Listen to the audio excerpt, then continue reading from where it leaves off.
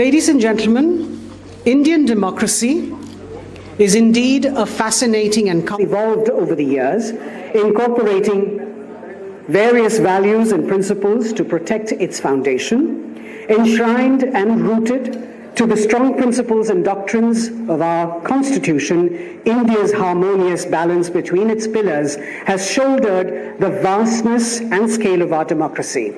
Ram Jethmalani has left his imprints on our rich history, inside and outside courtrooms forever, in service to the larger purpose of the nation.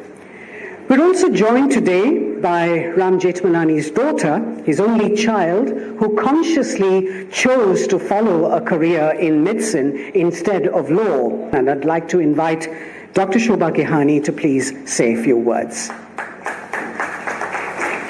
I'm honored to be in this position, and with all these distinguished guests, I'm humbled to be in all your presence today. And I have the honor of reading Prime Minister Modi's letter to my beloved brother Mahesh Jethmalani. And this is his letter. I'm glad to learn about the initiative taken to organize the 4th edition of Ram Jethmalani Memorial Lecture Series. Your endeavor to honor the memory of your father and his abiding contribution to the field of law is commendable. A distinguished figure from the legal fraternity, late Ram Jethmalani possessed profound knowledge of various aspects of law. As a legal practitioner, his skills were truly unparalleled. He has left behind an indelible imprint on our legal landscape. Further, he also had important perspectives on policy. Widely respected by experts and common people, the body of work left behind by him will continue to guide and inspire young minds for years and years to come. The lecture series being organized in his memory, year after year, is growing as a forum for discussion and debate on important issues.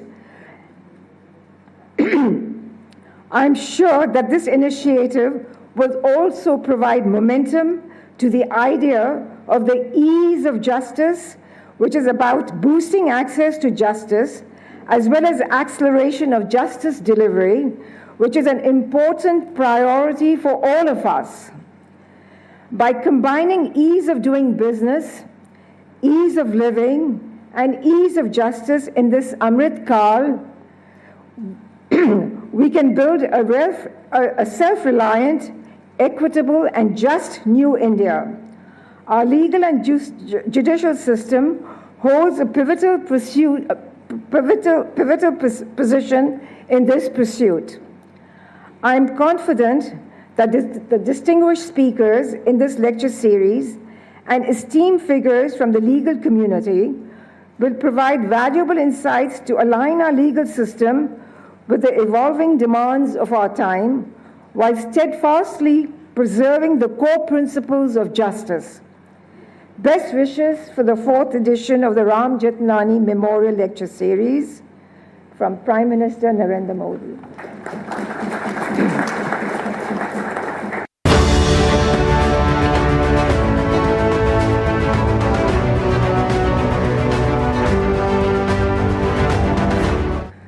It is with immense pride that I welcome you all to the 4th edition, which is the centenary edition, of the Ram Jethmalani Memorial Lecture.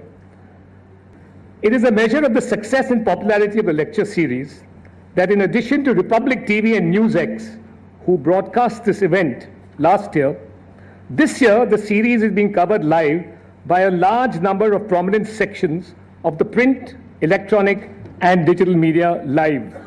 I extend my heartfelt gratitude to all of them.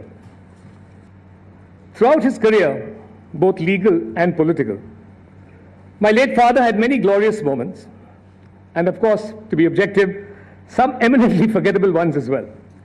But all things considered, if I had to pick his finest hour, his absolutely best hour, it would be the relentless and magnificent battle he fought both inside and outside the courts at great personal risk during the emergency.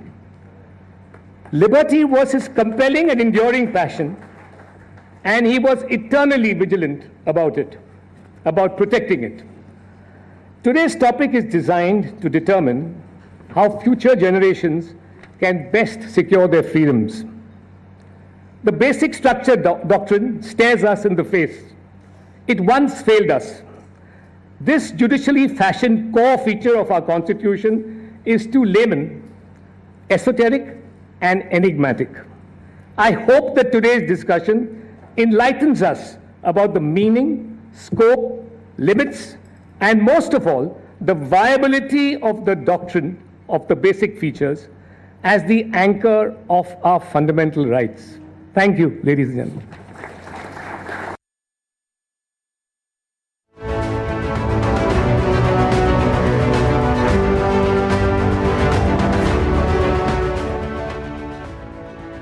I'm quite overwhelmed, honestly, to be speaking about Ram Jethmalani,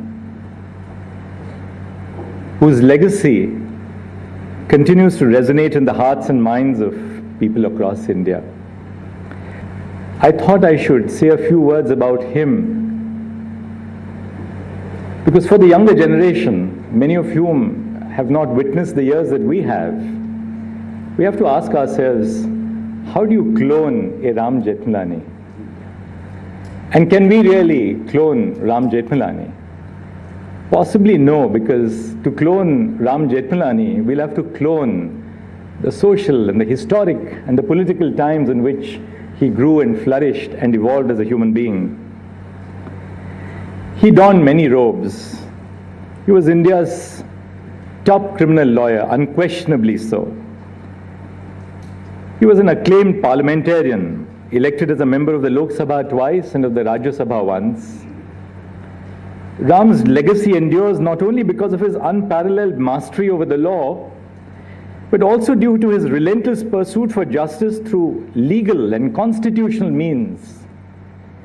He lived in times when one could be despondent about the way in which things were turning out after independence. But he never gave up his pursuit, his faith, his belief in the Constitution, in the law, as a means of bringing out orderly change. He was, in that sense, a luminary who left a profound and lasting contribution to the rule of law. Ram Jethmalani's first case was before the Sindh High Court. At a young age of 17, the enrollment rule prescribed a minimum age of 21 years, which prevented Ram Jethmalani from starting his legal career at the age of 17. Ram argued his own case before the Chief Justice of the Sindh High Court when he was a student of law, challenging the minimum criterion prescribed by the rule.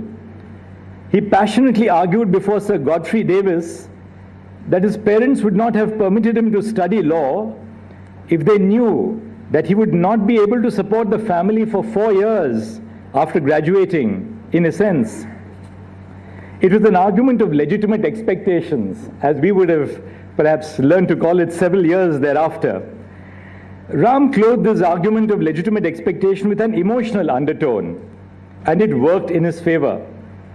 Sir Godfrey, who was swayed by Jethmalani's persuasive skills, asked the Bar Council to amend the rules to introduce an exception. The colonial masters in those days didn't feel constrained by what we feel, namely the limitations on our jurisdiction to issue a mandamus to the legislature or to a subordinate to amend the law. It was right at that time, at a young age of 17, that both Ram and those around him realized that he was going to be a formidable force in the legal fraternity and who had the ability to take the courts by a storm. This early display of determination and commitment set the stage for a lifelong pursuit of justice. He came to Bombay, as it was then called, with all but ₹10. As a refugee, he understood the plight of those at the fringes, especially the partition refugees. Just 3 years into his practice at Bombay, Ram Jethmalani made his first impression as a constitutional lawyer. He argued a challenge in the Bombay High Court to the Bombay Refugee Act of 1947, which granted extensive powers to the state government to confine refugees. Ram deemed it an affront to their dignity and passionately argued against its constitutionality. It was the first case that he argued after he enrolled as an advocate and went on to win it. Despite the recent adoption of the Constitution and a lack of guiding case precedent, he successfully argued that the legislature did not have the competence to enact such an excessive law. And he sowed the seeds of proportionality in his argument. He went on to appear before the Supreme Court in 1957, just 10 years after he started his practice in Mumbai. Even in his initial years of practice, he carved a reputation for himself as a brilliant criminal lawyer. In 1959, Ram was involved in the prosecution of K.M. Nanavati, Commander K.M. Nanavati. Commander Nanavati was an officer in the Indian Navy, handsome at that, who had settled down in Bombay with his English-born wife and their children. With Nanavati being away from home on long assignments at sea, Sylvia found companionship with Nanavati's friend Prem Ahuja. Sylvia confessed about her affair to Nanavati on his return from his assignment. Enraged by the confession, Nanavati went to the naval base to collect his pistol and then went to confront Ahuja. According to Nanavati's account, he had asked if Ahuja would marry Sylvia and accept their children. On hearing a negative response, he fired 3 bullets and unexpectedly, Ahuja just dropped dead. The case was tried by the jury, the last case that we ever tried by a jury in India. The issue before the jury was whether Nanavati shot the victim in the heat of the moment or whether it was premeditated murder. Ram was hired as a watching counsel by the sister of the victim. His role was to protect the victim and help with the prosecution strategy.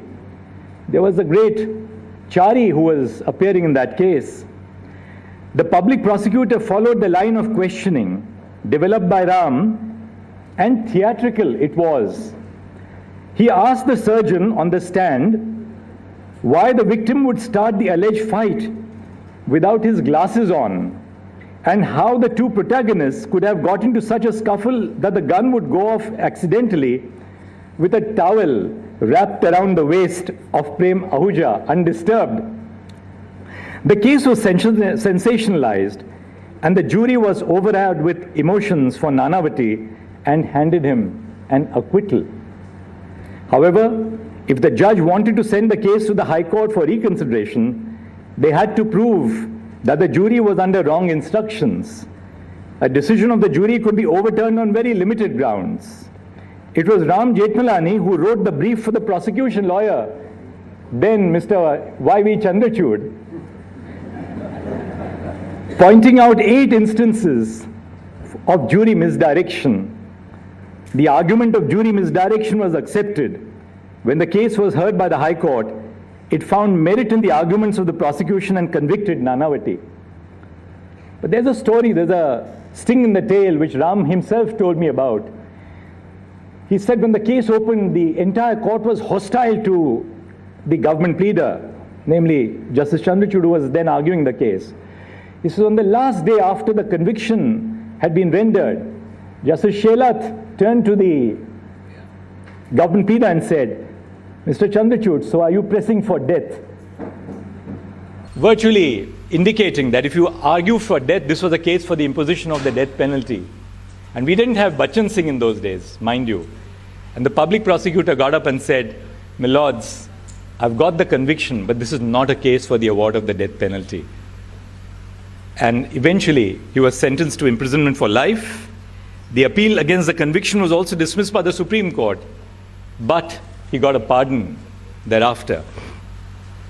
There really began the friendship between my own parents and Ram and Ratna, which continued almost to the last day of their lives. Ram was an amazing mentor. I'll just give you 2 little examples and I'll then go to the more formal part, and I hope not to bore you beyond that. We were doing a high-profile case and we were appearing for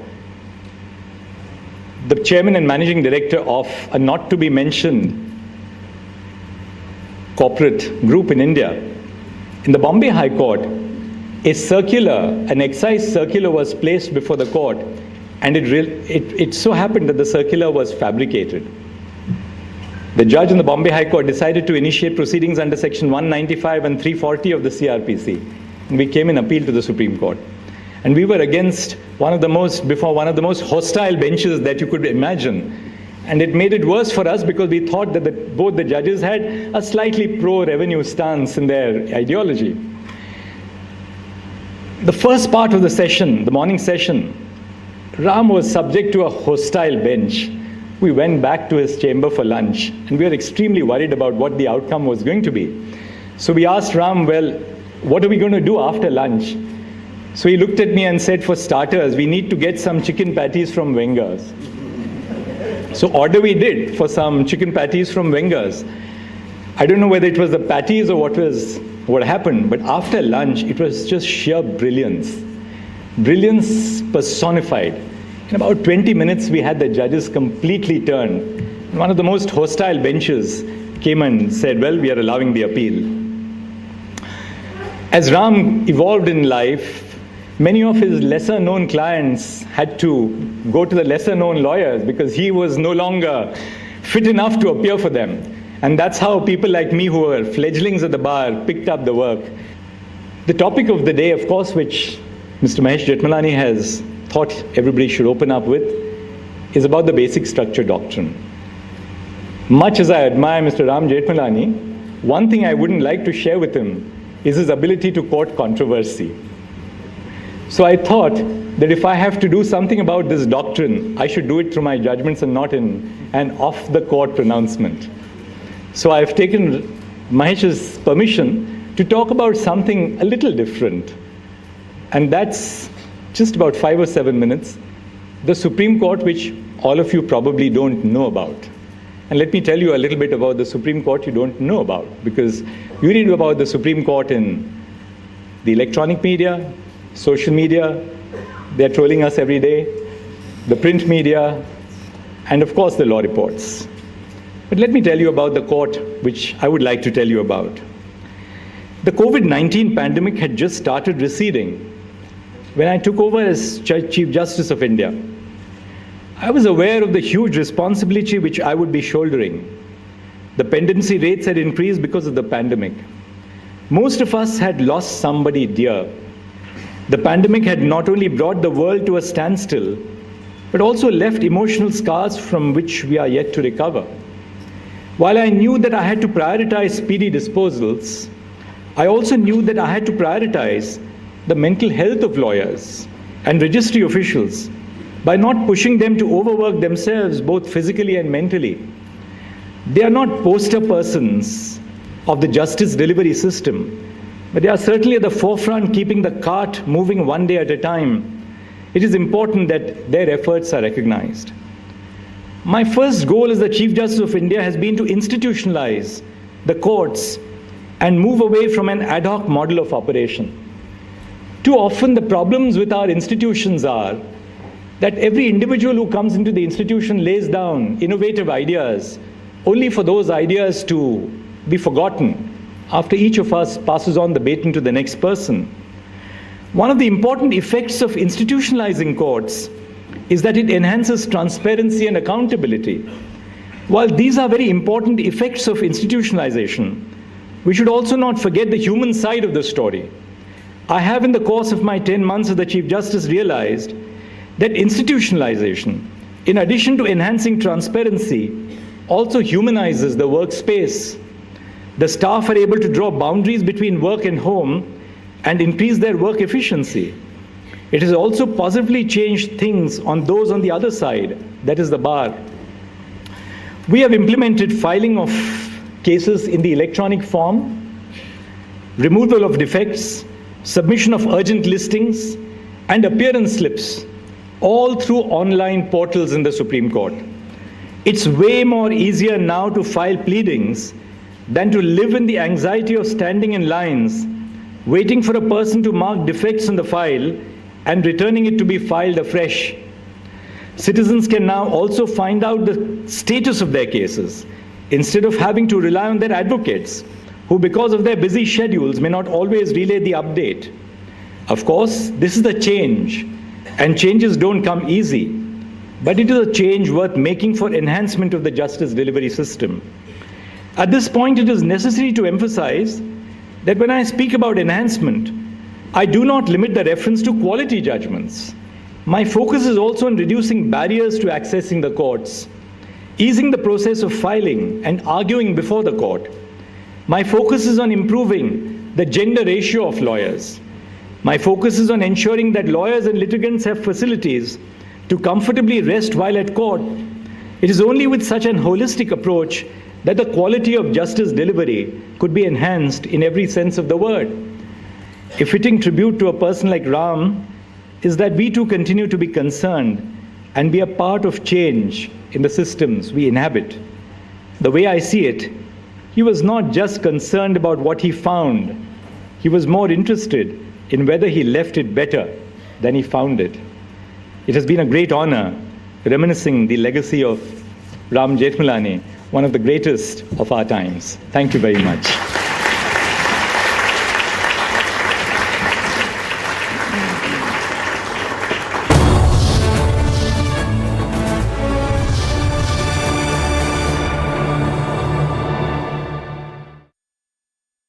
The Amity Law School, ranked among the top 10 in India, educates some of the most brilliant students who get recruited by top law firms and go for higher studies to leading universities like Harvard, Oxford, Cambridge and UCL. To apply, visit amity.edu.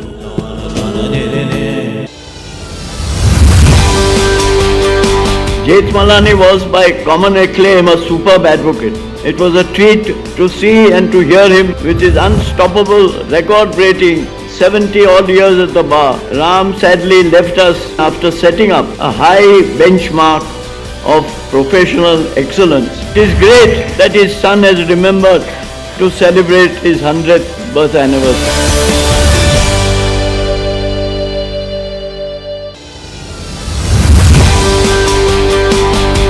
See, Ram, he was in Rajya Sabha member 4 times. He was Shiv Sena Rajya Sabha member, he was Janata Dal Rajya Sabha member, he was BJP Rajya Sabha member, and he was RJD Rajya Sabha member. He completely unified India. The man had immense, he had a huge heart. What we need today is not tall legal brains, not tall judges, not tall media men, but tall people. Tall men, sun crowned. This is what we need. Unsurprisingly, the most important decision of the I.N.D.I.A. alliance, now they are starting off by grandly declaring that they will boycott 14 anchors, yours truly included. They think it's a great move. They think this will put pressure on journalists to stop questioning things like the declared intent of many of their leaders to eliminate Hinduism, to eliminate and annihilate Sanatan Dharma and uproot Hindu traditions from the soil of our great nation. I am the one who exposed these intellectual inadequacies. They put me in jail with murderers and rapists and underworld dons, and they tried their best to make me compromise. And I want to say to them today, as they bring out this laughable, ridiculous boycott threat, bring it on. The people of this country are with us, with me. But today the rest of the media, as this emergency mindset emerges again, the rest of the media, especially the Lutyens media, they need to develop a spine, because we know how to hit back when it comes to our endless and indefatigable battle for the truth.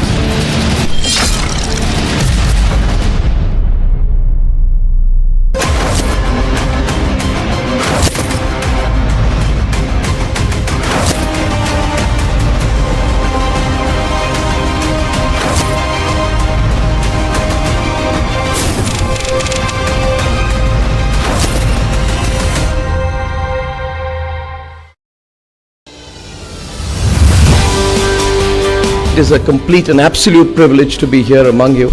I am very deeply honored to be standing today. But I must say that it is personally very, very special to me, given my deep and very memorable association with your father, the legendary Ram Jethmalani, for this momentous annual lecture series, which has become an unmatched platform for legal deliberation and thought, and for allowing our network to associate with.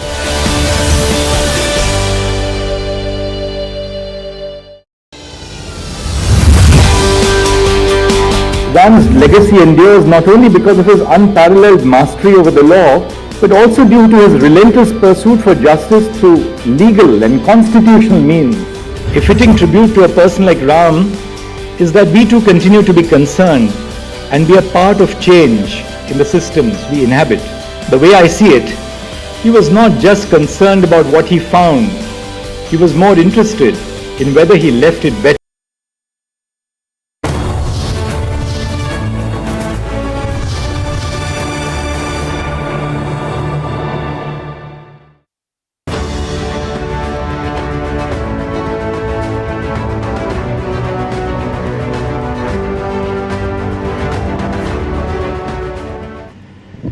Ram Jethmalani जी की याद में जो आज memorial lecture रखा है, इसमें बहुत सी बातें हमारे chief justice of India justice honourable DY Chandrachud साहब ने बोली और मैंने भी सुनी, आप सब लोगों ने सुनी। उसमें कुछ चीजें जोड़ूंगा। मेरे को अभी नानावटी केस के बारे में जब हम पढ़ते थे कॉलेज में, लॉ का स्टूडेंट होने के नाते, ये आज उन्होंने जो honourable chief justice of India साहब ने समझाया केस, उस समय भी समझाते थे।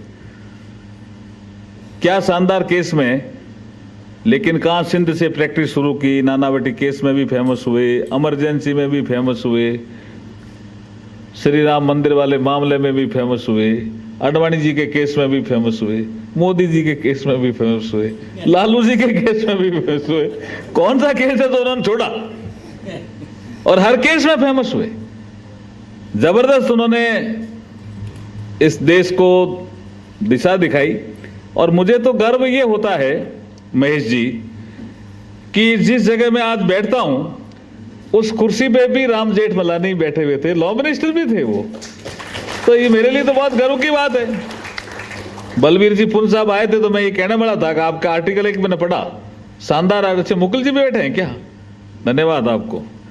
तो ये इतने शानदार इंसान जिनकी याद में अब रामनाथ गोविंद का क्या इशू आया, इमरजेंसी का भी इशू आया, कितने ही उनके मेमोरीज होंगी जिसके बारे में आप चर्चा कर सकते हैं। मैं सुप्रीम कोर्ट ऑफ इंडिया को एक धन्यवाद देना चाहूँगा। जस्टिस DY चंद्रचूड़ साहब चले गए हैं। देखिए, मैं एक बार कोई ADR के इशू में अभी लंदन गया था, तो वहाँ एक विषय आया कि VC के थ्रू, वीडियो कॉन्फ्रेंसिंग के थ्रू सबसे ज़्यादा किसी सुप्रीम कोर्ट में सुनवाई हुई, केस सेटल हुए तो इंडिया। तो मुझे भी अच्छा लगा। ये मैं कम्युनिकेट कर दूंगा कि मैं आपके पीछे से बोला हूँ, आप भी कम्युनिकेट करना उनको, और मैं भी कम्युनिकेट करूंगा कि बहुत बहुत तरीके से उन्होंने कहा।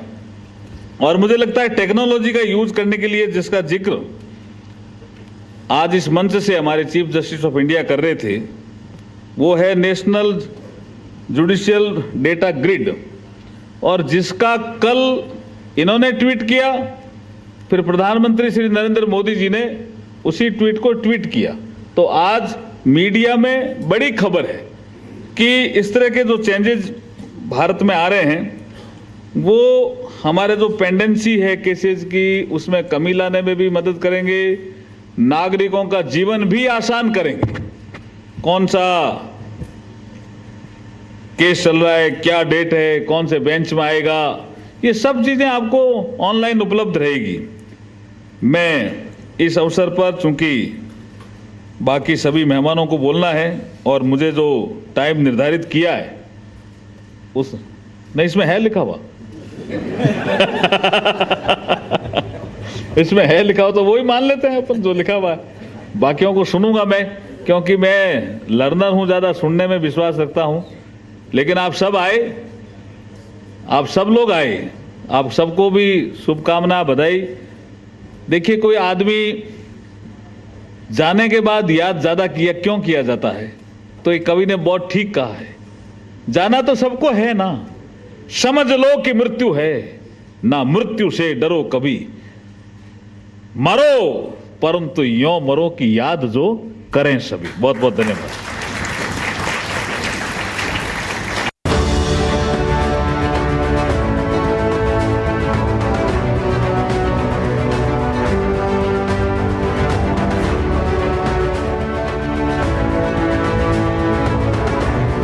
As I took over, I thought that what Jethmalani made a difference in our, I said, the history of liberty in our country. The eminent personalities, they talk about the basic structure of the Constitution. So everything about basic structure is about liberty. You can build so many dimensions and, about liberty and their connection to basic structure, but I'm not going to talk about that.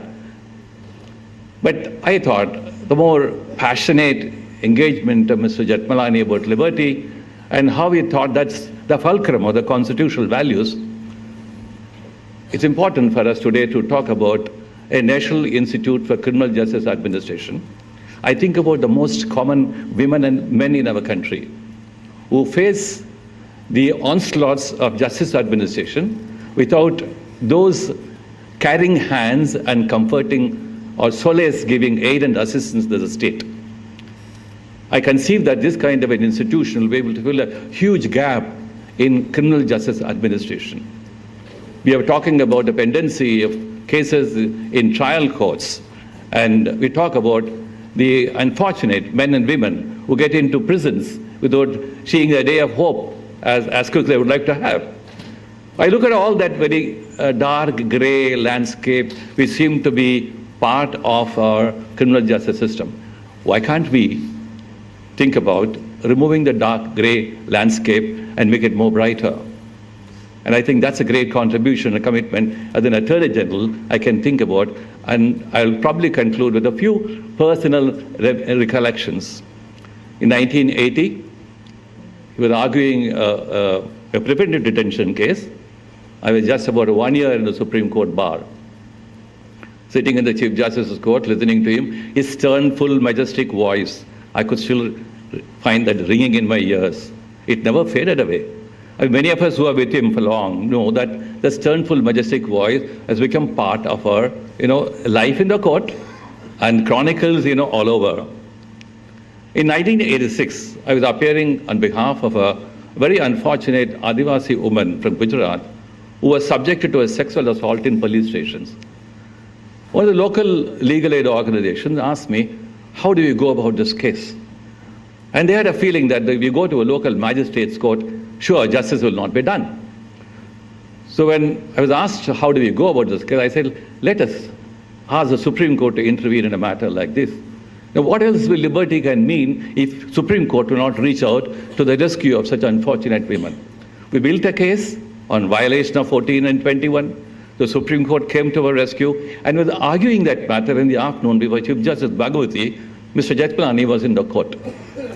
So after a couple of hours after about 4:30, I thought he would have left the court.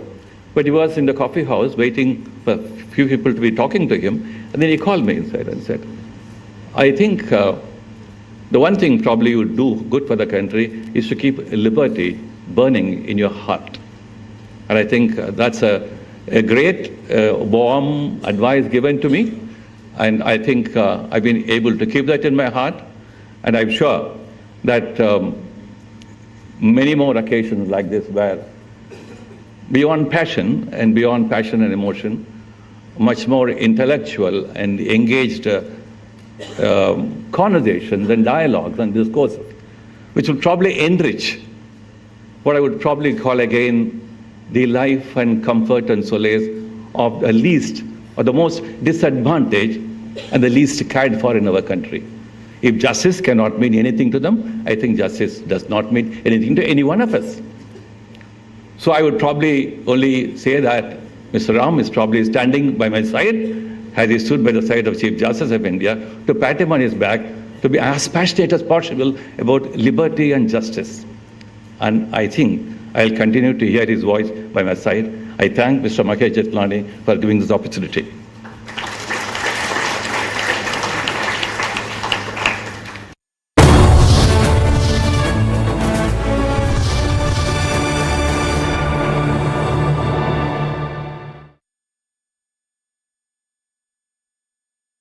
The Amity Law School, ranked among the top 10 in India, educates some of the most brilliant students who get recruited by top law firms and go for higher studies to leading universities like Harvard, Oxford, Cambridge and UCL. To apply, visit amity.edu.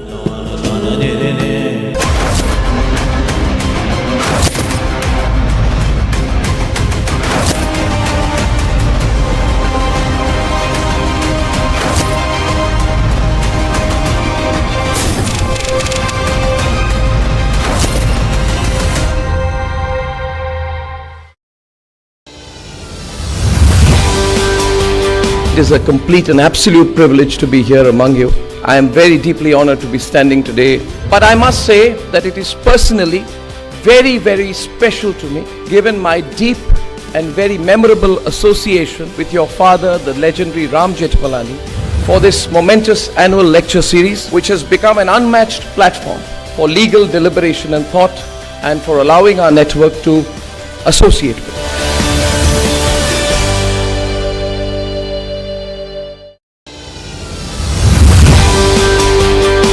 Ram's legacy endures not only because of his unparalleled mastery over the law, but also due to his relentless pursuit for justice through legal and constitutional means. A fitting tribute to a person like Ram is that we too continue to be concerned and be a part of change in the systems we inhabit. The way I see it, he was not just concerned about what he found, he was more interested in whether he left it better than he found it. It has been a great honor reminiscing the legacy of Ram Jethmalani, one of the greatest of our times.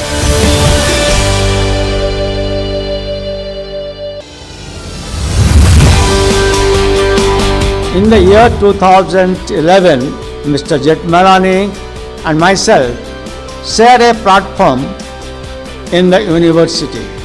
Late Jethmalani asked for a copy and told me, I am not asking you just like that. I want to feed my curiosity. That was the great intellectual curiosity of late Jethmalani.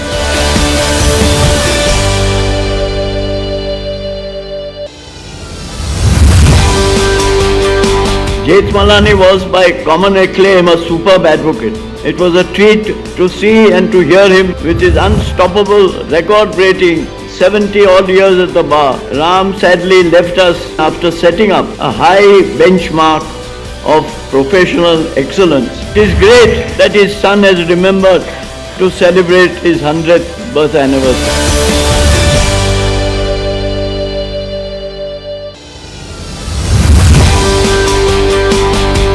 See, Ram, he was in Rajya Sabha member 4 times. He was Shiv Sena Rajya Sabha member, he was Janata Dal Rajya Sabha member, he was BJP Rajya Sabha member, and he was RJD Rajya Sabha member. He completely unified India.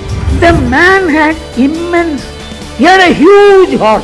What we need today is not tall legal brains, not tall judges, not tall media men, but tall people.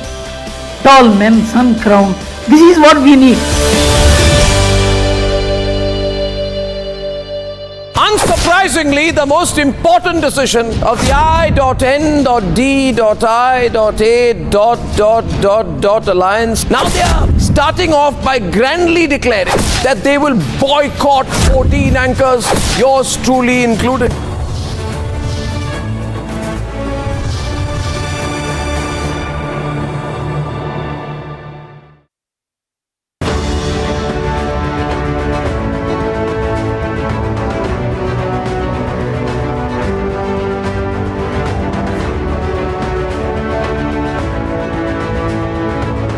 I know I am listed to speak only on a set topic, but let me tell you frankly that I have stirred out of my home this evening principally to participate in an event, the event being the centenary celebration of not only a great advocate, but also a great maverick who was also my friend. And this is why I first crave your indulgence to pay my tribute to his memory. It was said of a famous US attorney that he was such a superb advocate that he made money on the side by selling tape recordings of his final arguments in court. Jethmalani was, by common acclaim, a superb advocate. It was a treat to see and to hear him, and those of you who didn't, is a great misfortune. But I have a small grievance, and I must ventilate it here. Mahesh's illustrious father, if he was with us, would have celebrated this occasion with far more aplomb, with far more panache. In the first place, he would not have planned a lecture in this hall at all. Instead, ladies and gentlemen, if I know him, and those of us who knew him, he would have hosted a party in far more salubrious surroundings, inviting you all, and served spiked beverages to all present. But alas, it's not to be. So now permit me to say a few words on the subject chosen for this memorial lecture. The basic structure doctrine is inextricably linked to what has been mentioned in one article of the Constitution, the Amendment Article 368, the only article dealing with substantive amendments to the Constitution. The constraints on constitutional amendment have been and are attempts by courts, not just in India, but around other parts of the world as well, to ensure the survival of democratic institutions and, to use the phrase of Mahesh, extremely well put, serve the nation well. Very important. Serve the nation well. In India, in the past 50 years, 1973 to 2023, the application of the doctrine has followed this particular pattern.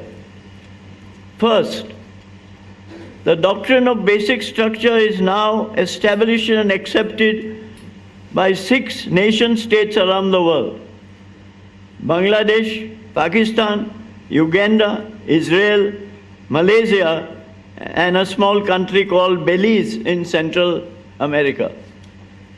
Second, let me give you how matters stand in India between 1973, when the doctrine was first propounded, and 2023. Since 1950, we have had 105 constitutional amendment acts under Article 368,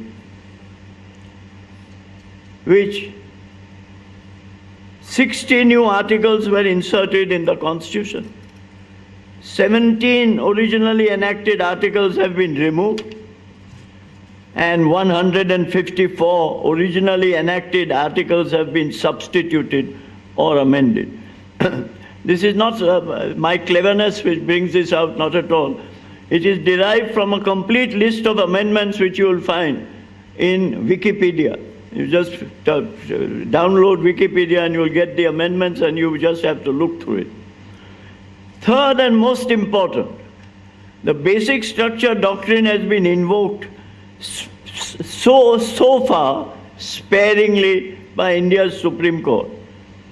As you will appreciate from the following figures, between 1973, the decision in Keshavananda, and the current year, 2023, there have been 22 reported cases in which constitutional amendments have been challenged on the basic structure doctrine, out of which, in 7 reported cases, 7 in 50 years, the challenged provisions have been struck down by the Supreme Court of India by invoking the basic structure doctrine. So it is impossible to generalize. You can certainly look at any particular case and criticize it, and there a debate would be meaningful. In 15 reported cases, the challenge on the basic structure doctrine has been repelled and rejected. That is to say, the validity of the challenged constitutional amendments have been upheld by the court. Now let's go further. The striking down has always been on some principle related to what I call good judicial governance. Not interfering judicial governance, but good judicial governance. In constitutional law, especially in constitutions that prevail in all the 56 Commonwealth countries around the world, governance is by three organs of the state: the legislature, here parliament, in elsewhere parliament called differently, Knesset in Israel, etc., the executive and the judicial. And in matters of judicial governance, you must know that there exists a theory about its legitimacy, expounded by a renowned academic jurist of the 20th century, a man called Ronald Dworkin. He's quite famous around the world.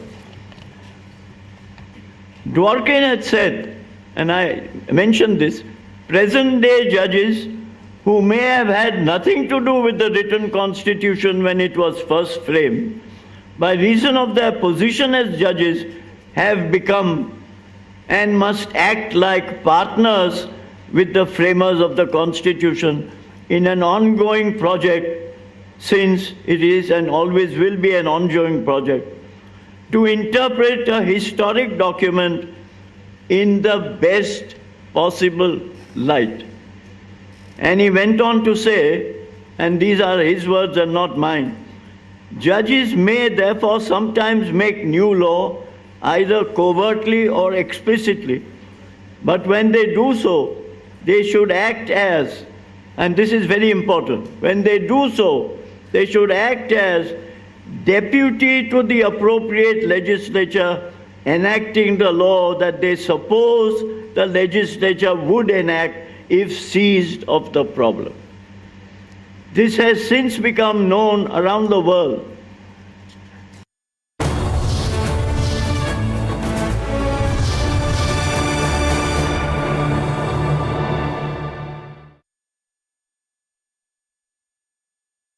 The Amity Law School, ranked among the top 10 in India, educates some of the most brilliant students who get recruited by top law firms and go for higher studies to leading universities like Harvard, Oxford, Cambridge and UCL. To apply, visit amity.edu.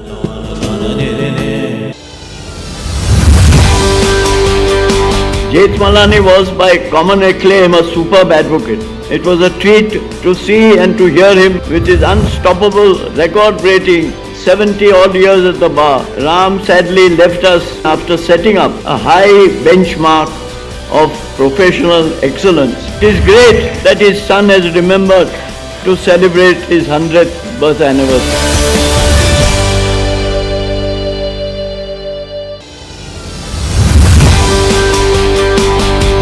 See, Ram, he was in Rajya Sabha member 4 times. He was Shiv Sena Rajya Sabha member, he was Janata Dal Rajya Sabha member, he was BJP Rajya Sabha member, and he was RJD Rajya Sabha member. He completely unified India. The man had immense, he had a huge heart. What we need today is not tall legal brains, not tall judges, not tall media men, but tall people. Tall men, sun crowned. This is what we need. Unsurprisingly, the most important decision of the I.N.D.I.A. alliance, now they are starting off by grandly declaring that they will boycott 14 anchors, yours truly included. They think it's a great move. They think this will put pressure on journalists to stop questioning things like the declared intent of many of their leaders to eliminate Hinduism, to eliminate and annihilate Sanatan Dharma and uproot Hindu traditions from the soil of our great nation. I am the one who exposed his intellectual inadequacies. They put me in jail with murderers and rapists and underworld dons, and they tried their best to make me compromise. And I want to say to them today, as they bring out this laughable, ridiculous boycott threat, bring it on. The people of this country are with us, with me. But today the rest of the media, as this emergency mindset emerges again, the rest of the media, especially the Lutyens media, they need to develop a spine, because we know how to hit back when it comes to our endless and indefatigable battle for the truth.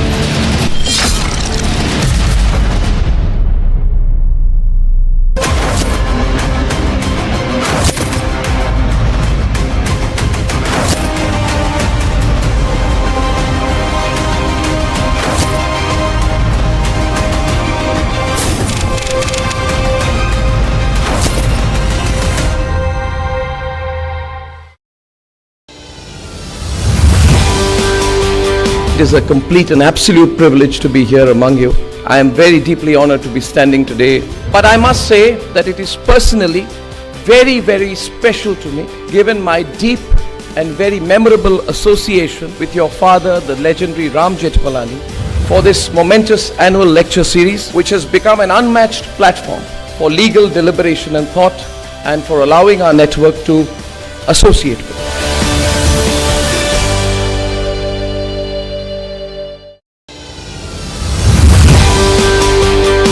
Ram's legacy endures not only because of his unparalleled mastery over the law, but also due to his relentless pursuit for justice through legal and constitutional means.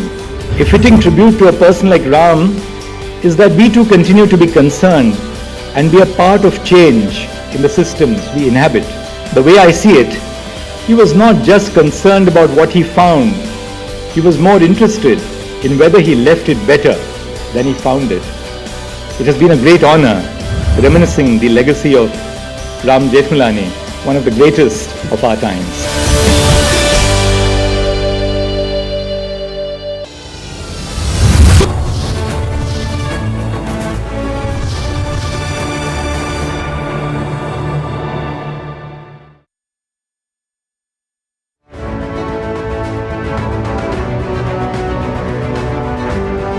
It is a privilege to invite the Chairman and Editor-in-Chief of Republic Media Network, Mr. Arnab Goswami. Aside from his long association with Ram Jethmalani, both on air and off air, which he has recounted often while hosting the eminent lecture series from its inception, Mr. Goswami has a topic that lies at the heart of India's constitutional jurisprudence, the basic structure doctrine. So I request, ladies and gentlemen, Mr. Arnab Goswami.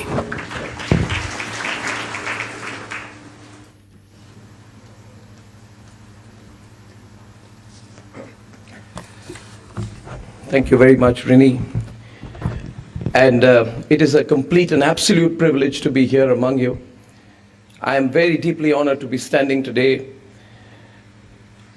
For me, it's not just a humbling moment to be introducing this subject before such an accomplished audience and amongst those who have scripted the great legal legacy of this country, whose work within the court and within the system of jurisprudence together binds the unshakable faith of the country in the rule of law in India.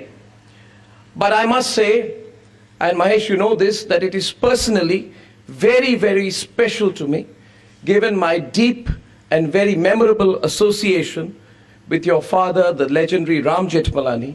And I am deeply grateful to you, Mahesh, for this momentous annual lecture series, which has become an unmatched platform for legal deliberation and thought, and for allowing our network to associate with it.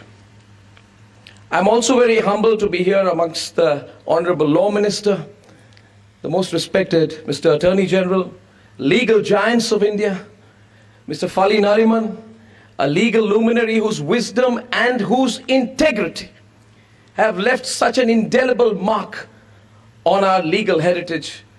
We are so honored to have you amongst us, Justice Deepak Mishra, Mr. Gurumurthy, Mr. Shyam Dewan, and all your unwavering commitment to justice, thought, and rule of law has left a deep impact on our system. Now, Mr. Jethmalani's quick wit and sharp wit, I've been talking to Mahesh about it, what would he have said of this and what would he have said of that, But let me say to you, Mahesh, that the subject that we have placed before us today is a subject he would have loved to participate in himself. I was thinking about it. Through its vicissitudes, its complexities, and through its very contradictions, and through the fact that both sides, both the executive and the judiciary, have unmatched skill in articulating their point of view legally and rhetorically. This is the kind of subject that people often avoid.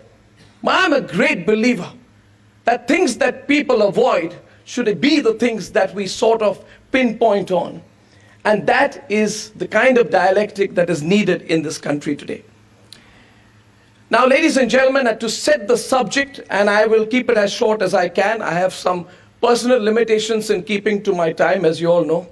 But I shall say this, that we are standing in 2023, which is the birth centenary of Ram Jethmalani.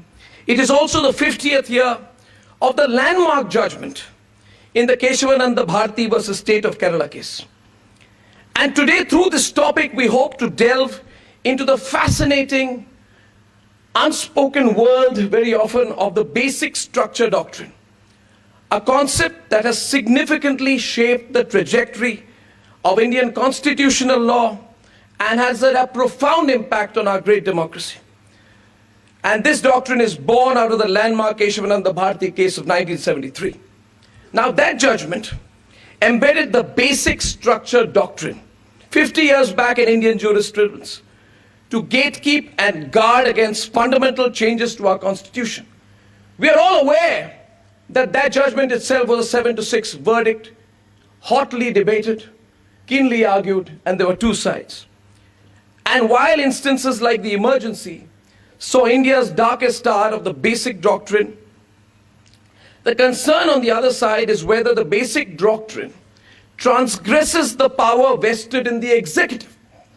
And there is discomfort over it. Whether it transgresses Parliament, which represents the people's will. Whether the great tradition of the basic structure doctrine has served us well as a nation and will continue to serve us well for the next century is the question we shall seek to answer today in the heart of the nation's capital. The basic structure doctrine, in a sense, is aimed at ensuring that the power of constitutional amendment vested in the Parliament is not misused in a manner that alters the identity of the Constitution. And that's what made the Keshavananda Bharati case so special. And that's exactly what was challenged 4 years later in a different context, as we all know, in the habeas corpus case. Now, this rests upon several core components. It rests upon, one, the supremacy of the Constitution. It rests upon the true secular character of our country. It rests upon, most importantly, the separation of powers among the legislature, the executive, and the judiciary. And it also rests on the commitment of the federal character of our being. These principles collectively form the bedrock of the constitutional identity as per the doctrine. This doctrine plays a pivotal role in safeguarding the supremacy of the Constitution over politics that can sometimes challenge the constitutional integrity itself. These are difficult subjects.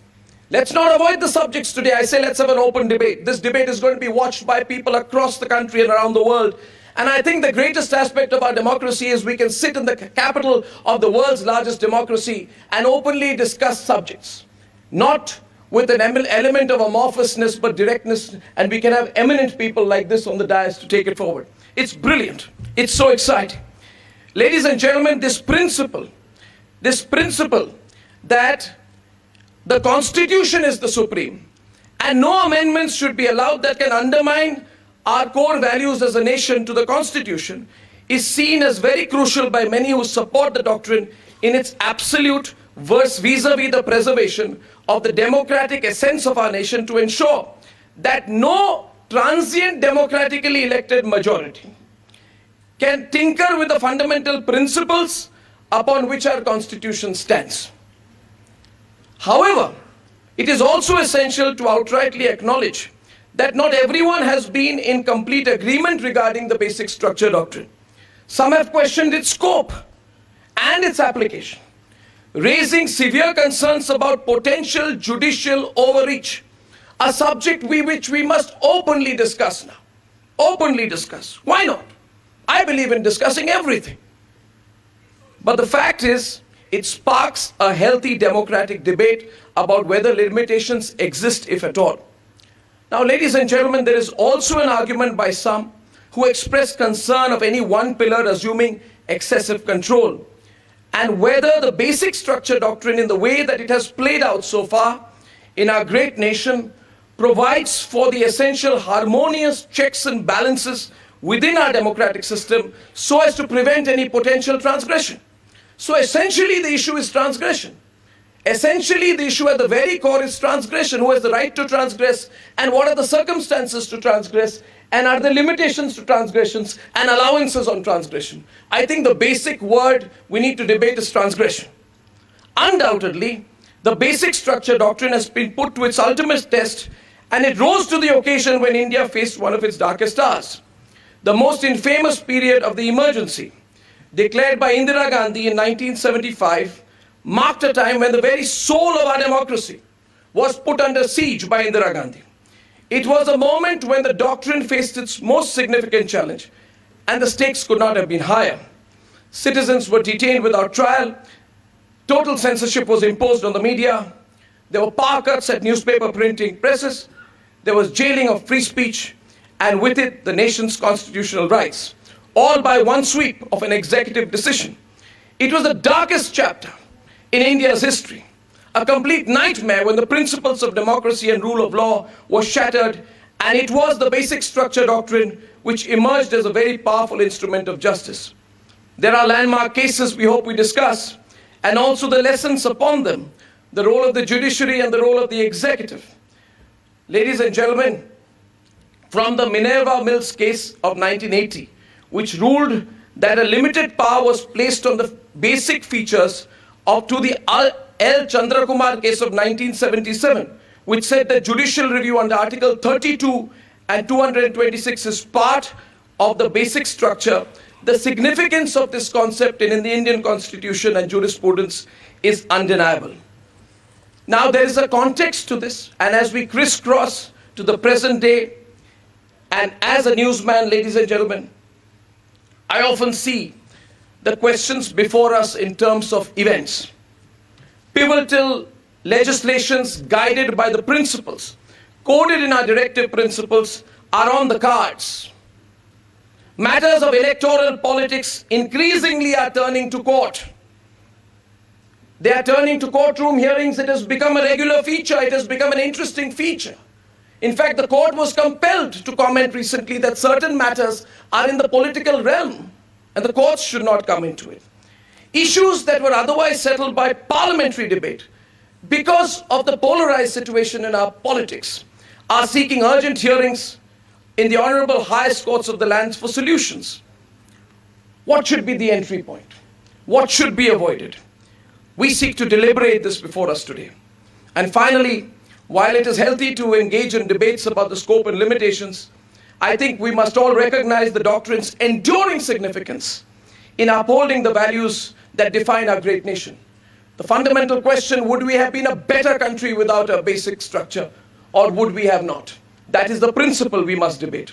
The basic structure doctrine, in my view, is a cornerstone of our constitutional democracy, the North Star through the complexities of constitutional interpretation and limitation and implementation.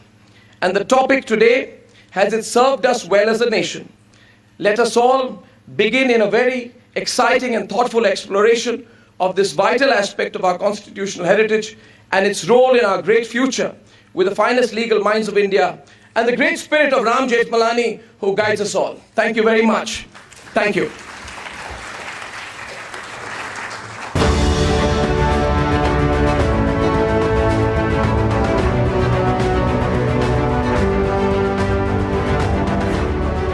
Our next speaker this evening is one of the most impactful, unabashed and influential voices in the country. A chartered accountant who wields his pen as the editor of Tughlaq, he's never shied away from either telling truth to power or controversy. Let's give a welcome round of applause to Swaminathan Gurumurthy.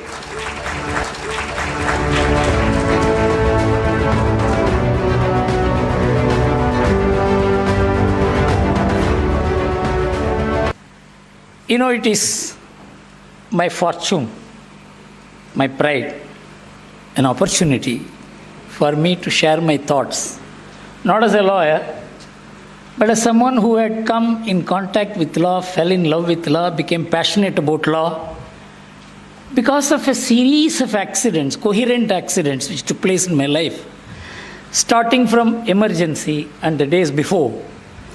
You know, we were all underground at that time. We couldn't go to our houses. And I had just then qualified as a chartered accountant and got married also. So it was at that time I came to know the essence of the Constitution, the fundamental right, the need for it. Otherwise, it was just a piece of paper. Nobody knew what fundamental right meant before probably the emergency was imposed. Very few people knew about its impact, maybe most in the field of commerce or property. There was no idea of what it means to the normal, ordinary human being. I was given the responsibility of maintaining 150 families to provide rations for them who were in jail. They had done nothing wrong. So I knew what it means to have fundamental rights, to be outside, how to approach the judiciary. This is what made me to study the Constitution in depth. In fact, emergency became the first major impact on me to study the Constitution. And before I go into what transformed me from being a chartered accountant into someone who had developed such passion for law, I will talk about Ram Jethmalani.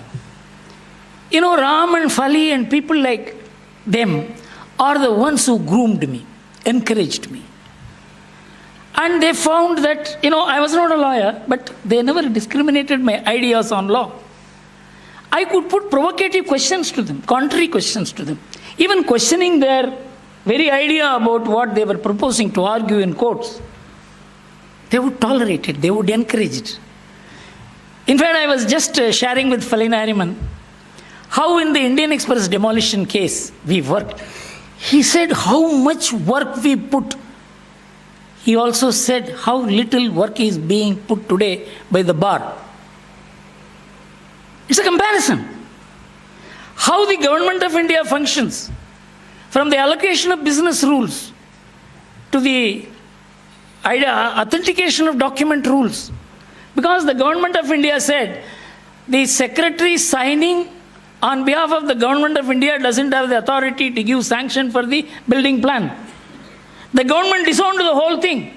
So we had to construct the whole Article 73 downwards to how a secretary signs, meaning the President of India signing. It was a 72-page affidavit which he had to file in the Supreme Court because the government disowned its own signature. You know, this is how law develops. Law develops by hard work, by the passion to fight for rights. The man had he had a huge heart. In fact, he told me, Guru, will you help me to defend Lalu Yadav? I said, Ram. You see, Ram and me had a very open exchange on many issues. You see, I was also called a crusader against corruption. I would always screen a client 20 times. I will take certificate from my friends that I can take him as a client because tomorrow somebody should not say that I have taken a wrong client or benefited by a wrong association. But Ram will take the most acknowledged rascal and defend his case. And still he was called a crusader against corruption. I said, Ram, how lucky you are. We are giving up 90% of our opportunities to get the name that we are fighting against corruption. But you are able to fight against corruption, call a crusader against corruption, and at the same time represent these people and make money out of them. And now coming to the issue that has been debated so far, the idea of basic features or basic structure of the Constitution. I will again take you to an anecdotal reference with Mr. Sirwai, H.M. Sirwai. You know, in 1980s in the Indian Express had carried on a campaign against Antule. And Antule and Datta Samant joined together and they shut down the Express. And if Antule, who was the chief minister, and Datta Samant, who was a person of physical means of handling, the people were not willing to come to the office. The journalists were afraid. Even the guards were afraid of coming to the office. So in that situation, we decided to file a writ petition. And then we decided to close down the paper. And the government refused to give permission under Section 28(o) of the Industrial Disputes Act. So we filed a writ petition where we said that there are reasonable restrictions for the right to freedom of expression, but for the right to silence, there is no restriction. Right to silence is absolute under the Constitution. This is what Sirwai was to argue. So when I went to brief him, he said, I know everything. You have said this in page 21, this in 29, this in 48, this in 62. The briefing was over in 2 minutes. So I told him, sir, I want to sit with you for some time. And you have closed the whole thing in 5 minutes. What do you want to ask? You can ask. Sir, can you tell me something about Golaknath case and Keshavananda case? I had Golaknath knocked out. I said, yes. Sir, I am a student of law. I have read your constitution books. And I am fairly familiar with how the constitutional amendments moved in 1971 onwards. Can I ask you a question? Sir, previously, the unamendability of the Constitution was limited to Part 3 of the Constitution. And that is what you fought against. That you cannot say fundamental rights cannot be amended. That was the case of the government. But you have ended up with a judgment which has extended the unamendability to the whole of the Constitution. He said, yes. This is an extreme reaction. Golaknath was a reaction. This is an extreme reaction to Golaknath. This is what we have to understand when we are talking about Keshavananda case. The political system and the judicial system, when they lose mutual trust, what happens? The political masters, the political sovereign always wants to control everything. The simple point I will mention to you, when Surya Prakash is here, he only brought it out, when the first amendment was proposed to Article 19(1)(a). The idea was Jawaharlal Nehru wanted the restrictions without the word reasonable. But all the people sat together and said, no, it's not correct. Even though you are Jawaharlal, we advise you that the restriction should be reasonable. So there was an internal mechanism in the political sovereign's mind which made the word reasonable restriction possible in the legislation. This was lost when Mrs. Gandhi came. You know what happened? Bank nationalization, and then Privy Purse case, and then the conflict between the judiciary and the executive started. And Keshavananda was one of the, Golaknath case was one of the principal drive of this. And it is true that it was a too tightly worded judgment for anyone to be comfortable with it, though it was a very well-written judgment. Not that all judgments well-written are good judgments. And so that went into the reaction. Now we do not know which part of the Constitution, and that Honourable Chief Justice Mr. Deepak Mishra listed the things which the constitutional makers did not see as the unamendable part of the Constitution. For example, it is now mentioned about the federal structure. Can India not think of tomorrow a presidential form of government? Let's assume the Constitution votes for the presidential form of government. Can the Supreme Court strike it down saying that it violates the rule of the basic structure of federal structure? You know, I think there is lack of balance. And my view is a dissenting view. Any dissenting view is an appeal to the future and brooding conscience of judiciary. This may appeal. So let us not think that the basic structure theory is so well founded. From a concrete position of unamendability of Part 3 of the Constitution, we have gone to an abstract position of unamendability of any part of the Constitution. And if the Supreme Court decides that this is the basic structure, who is to question it? For example, the NJAC case. It could well have been read down that you cannot override the two members of the judicial system, and we read it down. It's not possible. The matter would have been solved. But the question of reading it down would not have given the judiciary the position that it wants, namely that it wants independence from the government. That is also not correct. In fact, I had a discussion with the Reserve Bank Governor, Y.V. Reddy. He told me that we should be independent, but there is also some interdependence. That is how the system works. And I think that we are now 50 years after this judgment was pronounced. And there has been, as the Honourable Chief Justice said, that there has been enough empirical evidence to understand this. And I think my appeal is that the framers of the original Constitution had kept one thing in mind, that the fundamental rights of the people should not be affected, whatever is the system of governance. Now, the basic structure theory brings about a situation where the judiciary will decide the system of governance also. This is not the intention of the original framers of the Constitution. It may work for some time, but a very powerful sovereign coming, and powerful sovereign can be produced by democracy. It's not that powerful sovereign will be produced by any method other than democracy in India. Such a person may take a position. Again, a confrontation can come between the judiciary and the legislature. I think it would be within my rights as a citizen to appeal to the judicial fraternity and also the entire intellectual basis of judicial functioning, law, courts, that we should have a re-look at the basic structure theory.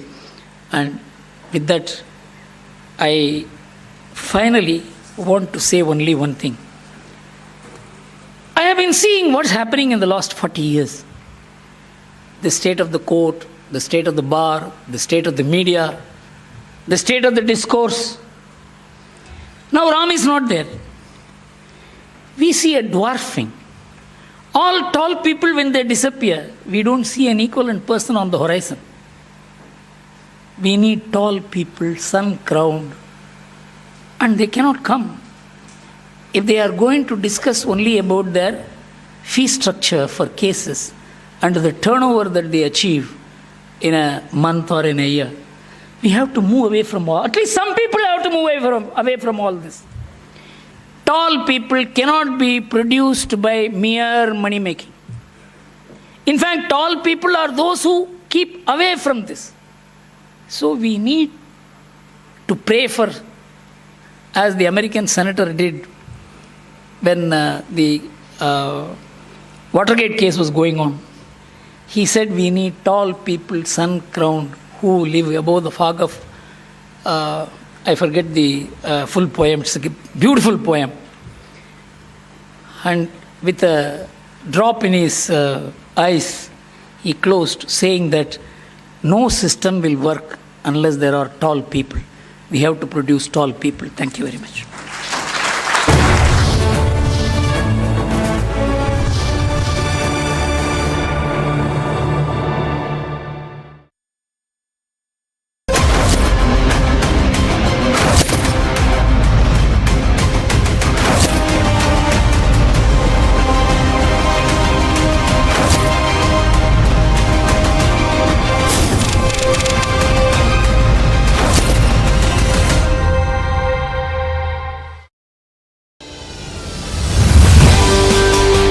It is a complete and absolute privilege to be here among you.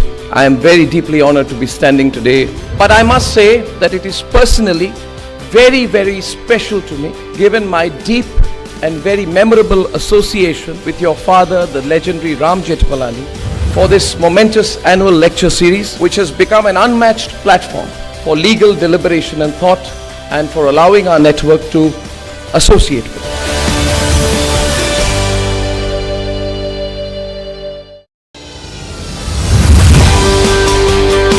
Ram's legacy endures not only because of his unparalleled mastery over the law, but also due to his relentless pursuit for justice through legal and constitutional means. A fitting tribute to a person like Ram is that we too continue to be concerned and be a part of change in the systems we inhabit.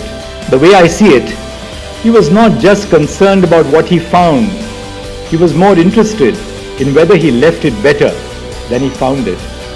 It has been a great honor reminiscing the legacy of Ram Jethmalani, one of the greatest of our times.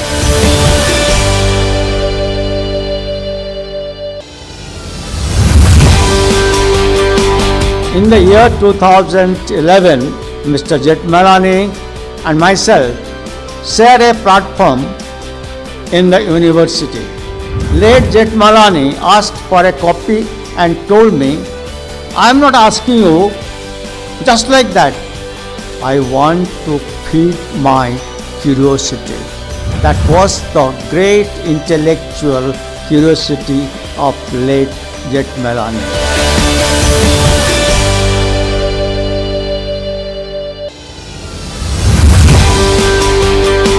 Jethmalani was by common acclaim a superb advocate. It was a treat to see and to hear him with his unstoppable, record-breaking 70 odd years at the bar. Ram sadly left us after setting up a high benchmark of professional excellence. It is great that his son has remembered to celebrate his 100th birth anniversary.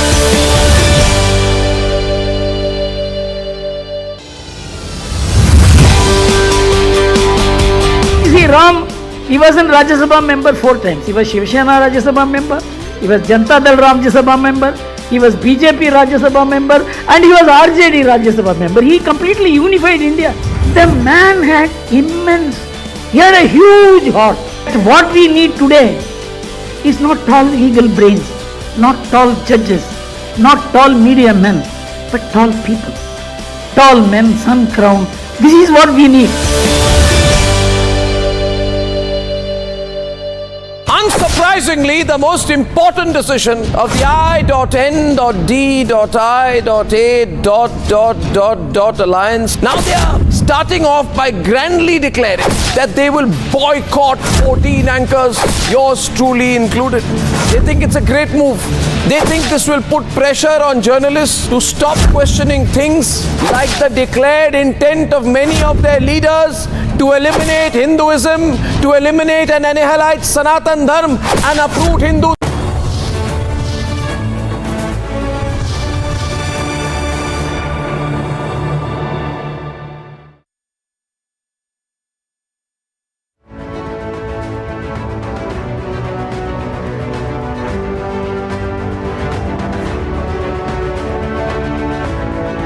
With that, ladies and gentlemen, the next speaker this evening, you all remember as the former Chief Justice of India.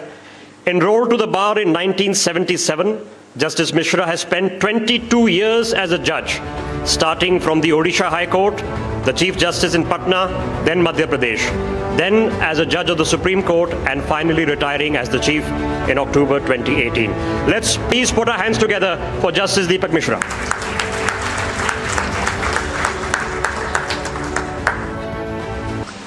Today, I must say, without any kind of hesitation or innovation, that it's a great day.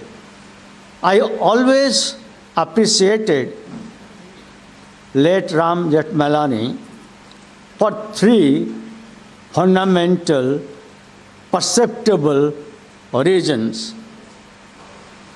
According to the scientists and the rationalists, if you pose a question it is fundamental to proceed in an empirical manner, and then only you will get a correct answer. Having scanned the anatomy of the question, which has been extremely intelligently framed by Mr. Mahesh Jethmalani, the answer should be given with utmost immediacy. And the answer is, ladies and gentlemen, a capital yes. It has served the nation well.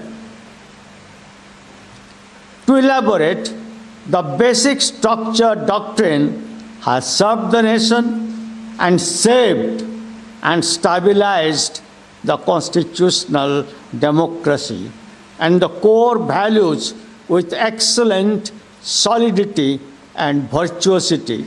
I deliberately add this word, virtuosity, without allowing any space for doubt. Why do I say so? I cannot make a statement ipse dixit and rest. I am obligated as a student of law to give reasons. When any doctrine is discussed, it's necessary to pose three questions. Firstly, the validity of its origin. Secondly, serviceability of the same for the cause it's conceived.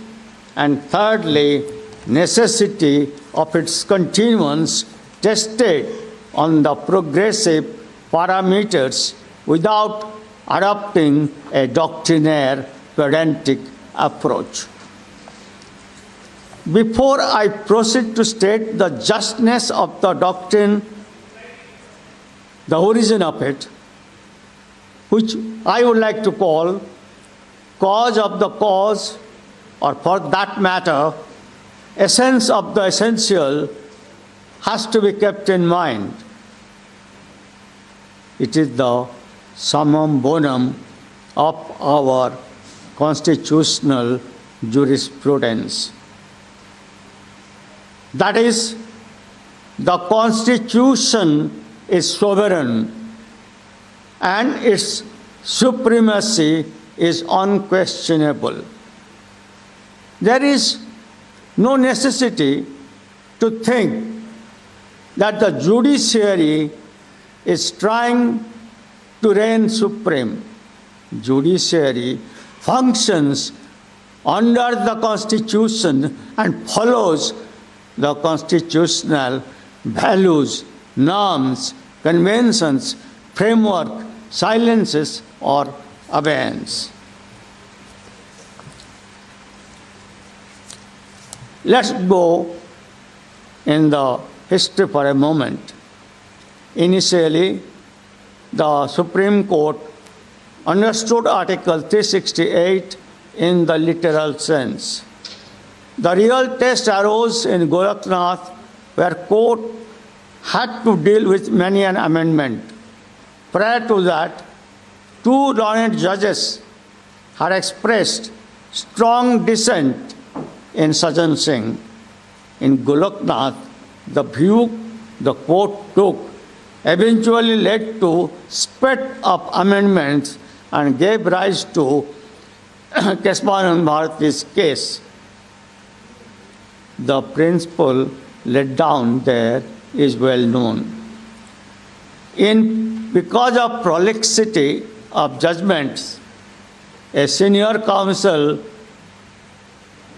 wrote a book and got it released in 2011, stating that the majority view in Keshavanand Bharati is not the ratio.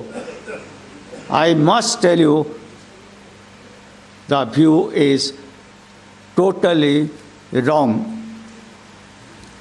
The ratio is absolutely clear. The Parliament has the power to amend the Constitution, but the power is not unlimited. He doesn't have the power to amend the basic structure of the Constitution.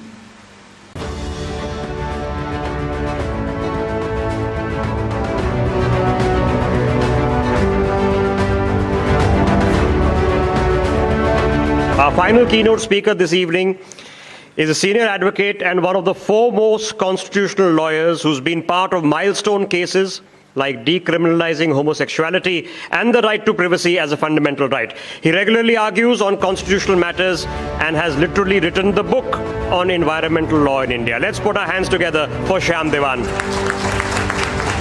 Thank you very much for that. Minister, Chief Justice, Members of Parliament, eminent jurists, journalists, members of the Jethmalani family, ladies and gentlemen.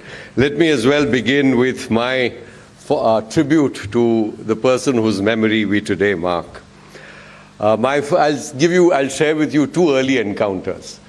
The first was when I was in class 8 in 1975, and my father suggested that I visit the Bombay High Court to hear Ram Jethmalani in a critical case for preserving our liberties. This was 1975, late 75. It was during the emergency, and the case was titled N.P. Nathwani versus the Commissioner of Police. It was my first visit to the Bombay High Court and to the Chief Justice's Court, and the bench comprised Chief Justice Kantawala and Justice Tulsapurkar, who later on, of course, came to the Supreme Court of India.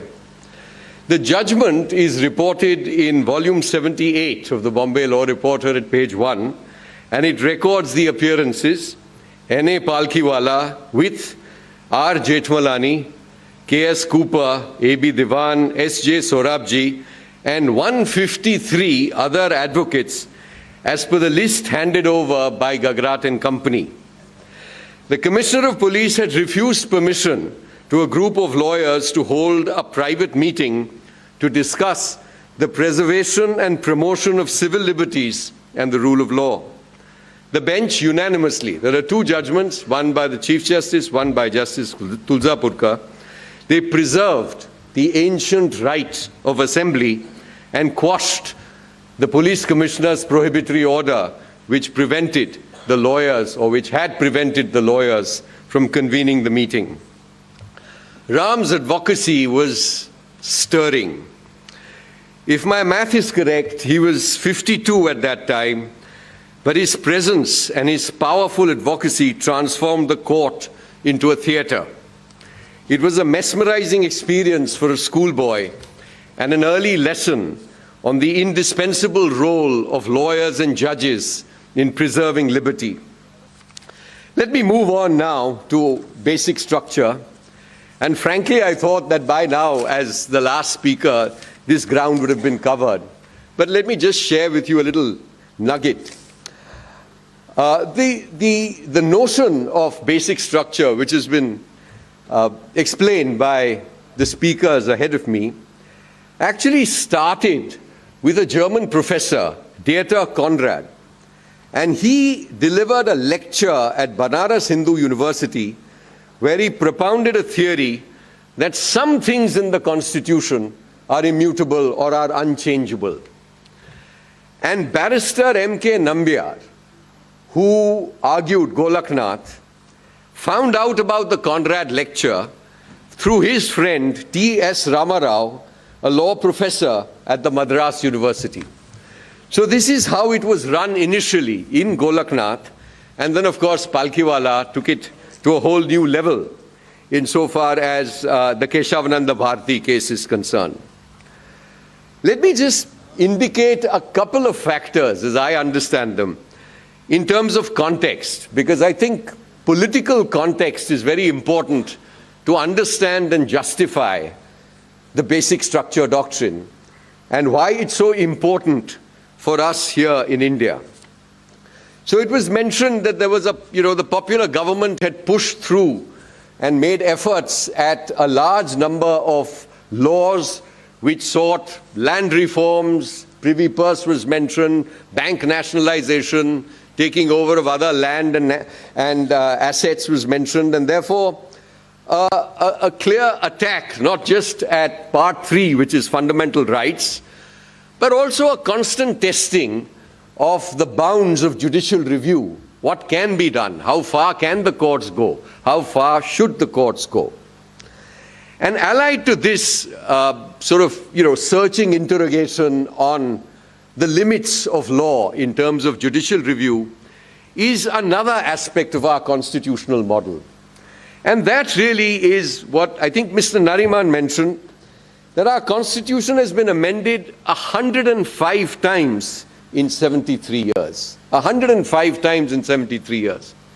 Now contrast that with the United States Constitution, which has been amended 27 times in 234 years. Or consider the Japanese Constitution, which hasn't been amended even once since 1946. In Australia, in 121 years, it has been amended just 8 times. So what you have is that, we have a great regard for our Constitution. We have a great regard for constitutional sanction. And a result of that is that we have certain provisions which I suspect don't make their way into many other constitutions. For example, just ahead of a chapter which is, loftily titled Relations Between Union and States, very important, Part 11 of the Constitution, or the Scheduled and Tribal Areas, which is Part 10 of the Constitution, is a whole chapter in our Constitution beginning with Article 243ZH, and it is titled Cooperative Societies. Now, I can scarce imagine that there would be parts, that there'd be too many constitutions anywhere in the world which has cooperative societies right up there in your basic and foundational document. But we have it. And so there are several parts which, of course, can be removed, which can be amended, which can be altered. But then there are others, I suspect. Part 3, for example, with some exceptions, which must hold out if we are to preserve our democracy. So Article 368, which was also referred to, is the great constitutional provision by which the Constitution itself comes to be amended from time to time. And here I'd like to borrow Nani Palkhiwala's phrase, deface and defile.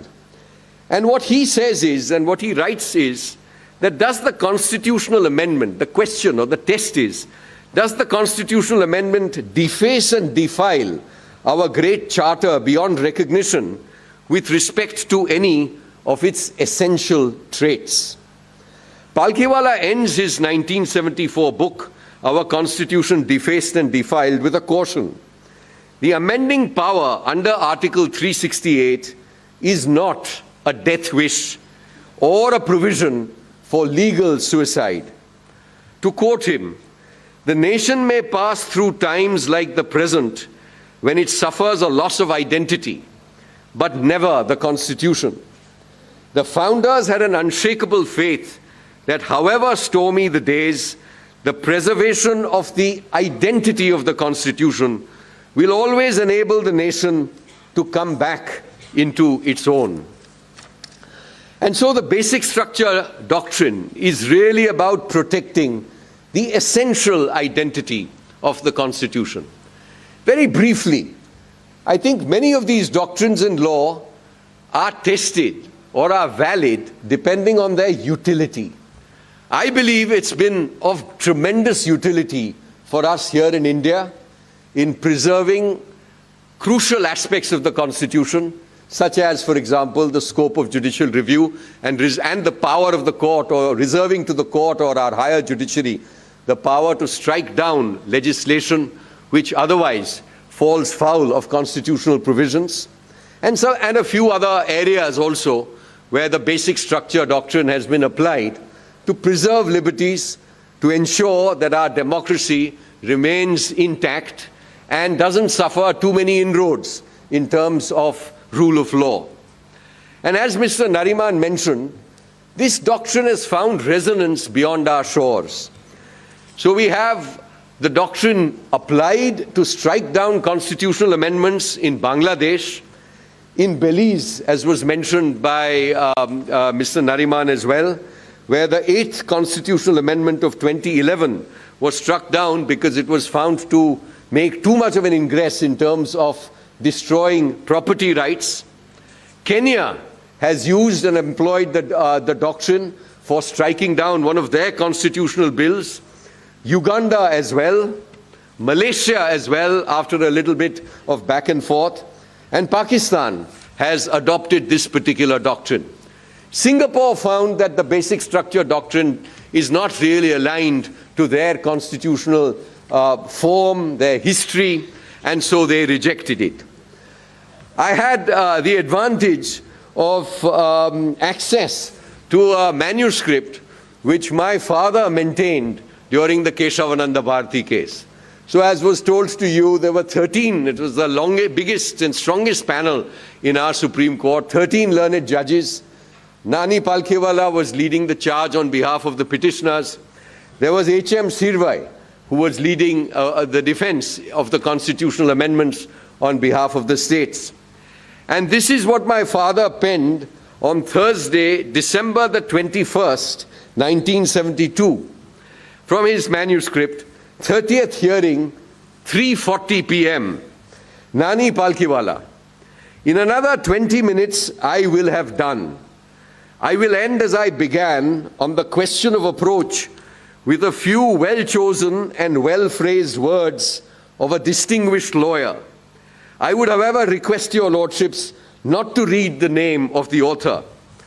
Palkhiwala given cyclostyle bunch, which he hands over to the court master. I again request your lordships not to read the name, because if you do, you will not believe your eyes. The name is H.M. Sirvai. Laughter. 3 interruptions by Sirvai. Sirvai. Articles written, Member of Parliament in the Select Committee told me that certain clauses were dropped because of my articles. Nani Palkhiwala. Thank you. Sirvai. I will fully explain the articles. Nani Palkhiwala. You will do so at length when your turn comes. Justice Hegde shows that judges and lawyers should not write articles. Justice Chandrachud, Y.V. Chandrachud, Mr. Palkhiwala, have you not committed a breach of copyright? Laughter. The punch in Palkhiwala's closing submissions is revealed on a reading of Sirvai's passionate defense of the right to property in a series of 3 articles that had appeared in the Times of India 17 years before Keshavananda Bharati was argued. So let me end with some words from Jethmalani, Ram Jethmalani, on Nani Palkhiwala. And when Palkhiwala passed in June 2004, this is what Mr. Jethmalani had to say. I believe that Nani's greatest contribution in the field of constitutional law was his glorious success in the Keshavananda Bharati case. Nani had realized that the Constitution had been treated with even less respect than is due to the Cattle Trespass Act.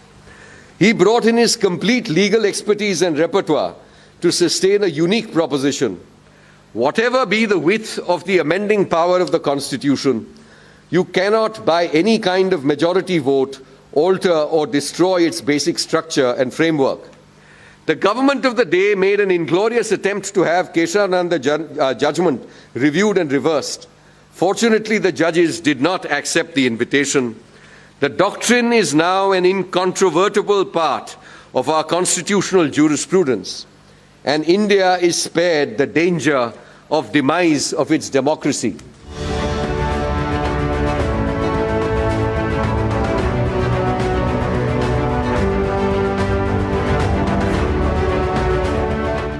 I would like to extend my gratitude to everyone on behalf of the Sunday Guardian Foundation for coming and celebrating the life and force that was Mr. Ram Jethmalani. Like many others here, I knew him personally and can say with authority that Ram was not only a leading legal luminary for decades, but he also influenced many communities from different fields. He was the chairman and the founder of our paper, The Sunday Guardian, and wrote extensively with unimaginable grit and conviction I and my team conceptualized the idea for the Will of Steel Awards in journalism as Ram was an embodiment of it in every sense, and it would encourage journalists who work hard every day to get us news out there despite all odds. I would like to thank our chief guest, Honourable Chief Justice of India, CJI Chandrachud ji, for taking out time for the event, our guest of honour, Honourable Law Minister Arjun Ram Meghwal ji, for gracing us with your presence, sir. I would also like to thank our guest of honour, Attorney General of India, Shri R. Venkatramani ji, for taking out time, our keynote speakers, Justice Deepak Mishra, Senior Advocate Fali Nariman, Shri S. Gurumurthy ji, and Senior Advocate Shyam Devan, for such a thought-provoking discussion which has left us with a lot to ponder on. I would also like to thank Mr. Mahesh Jethmalani for his support for this event and being patient in the entire planning and the execution of the event. I would like to thank the team and the teams who've worked tirelessly for the execution of the event, and would also like to thank the esteemed jury led by Justice Bobre, who took out time to select the winners from the many entries that we received for the Will of Steel.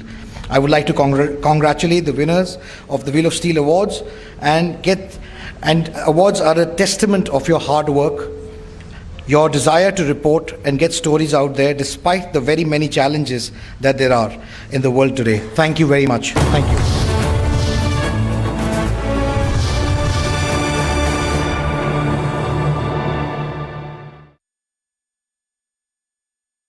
The Amity Law School, ranked among the top 10 in India, educates some of the most brilliant students who get recruited by top law firms and go for higher studies to leading universities like Harvard, Oxford, Cambridge and UCL. To apply, visit amity.edu.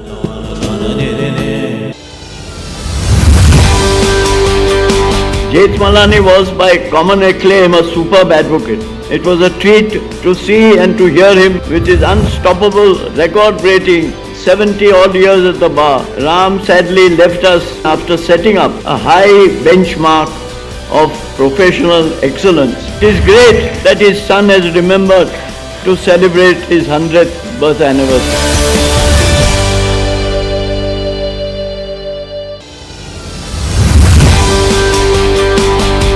See, Ram, he was in Rajya Sabha member 4 times. He was Shiv Sena Rajya Sabha member, he was Janata Dal Rajya Sabha member, he was BJP Rajya Sabha member, and he was RJD Rajya Sabha member. He completely unified India. The man had he had a huge heart. What we need today is not tall legal brains, not tall judges, not tall media men, but tall people. Tall men, sun crowned. This is what we need. Unsurprisingly, the most important decision of the I.N.D.I.A. alliance, now they are starting off by grandly declaring that they will boycott 14 anchors, yours truly included. They think it's a great move. They think this will put pressure on journalists to stop questioning things like the declared intent of many of their leaders to eliminate Hinduism, to eliminate and annihilate Sanatan Dharma and uproot Hindu traditions from the soil of our great nation. I am the one who exposed his intellectual inadequacies. They put me in jail with murderers and rapists and underworld dons, and they tried their best to make me compromise. And I want to say to them today, as they bring out this laughable, ridiculous boycott threat, bring it on. The people of this country are with us, with me. But today the rest of the media, as this emergency mindset emerges again, the rest of the media, especially the Lutyens media, they need to develop a spine, because we know how to hit back when it comes to our endless and indefatigable battle for the truth.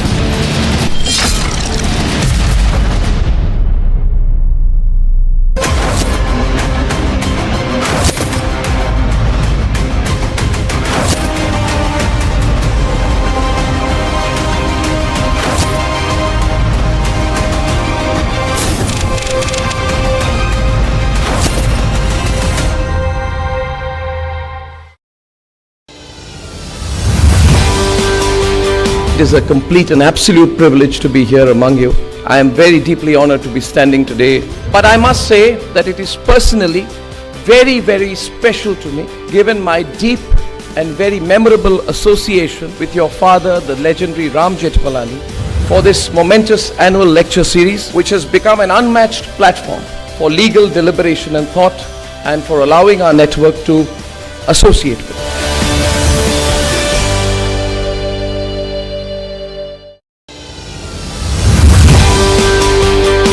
Ram's legacy endures not only because of his unparalleled mastery over the law, but also due to his relentless pursuit for justice through legal and constitutional means. A fitting tribute to a person like Ram is that we too continue to be concerned and be a part of. Unsurprisingly, the most important decision of the I.N.D.I.A. alliance, now they are starting off by grandly declaring that they will boycott 14 anchors, yours truly included. They think it's a great move. They think this will put pressure on journalists to stop questioning things like the declared intent of many of their leaders to eliminate Hinduism, to eliminate and annihilate Sanatan Dharma and uproot Hindu traditions from the soil of our great nation. I am the one who exposed his intellectual inadequacies. They put me in jail with murderers and rapists and underworld dons, and they tried their best to make me compromise. And I want to say to them today, as they bring out this laughable, ridiculous boycott threat, bring it on. The people of this country are with us, with me. But today the rest of the media, as this emergency mindset emerges again, the rest of the media, especially the Lutyens media, they need to develop a spine, because we know how to hit back when it comes to our endless and indefatigable battle for the truth.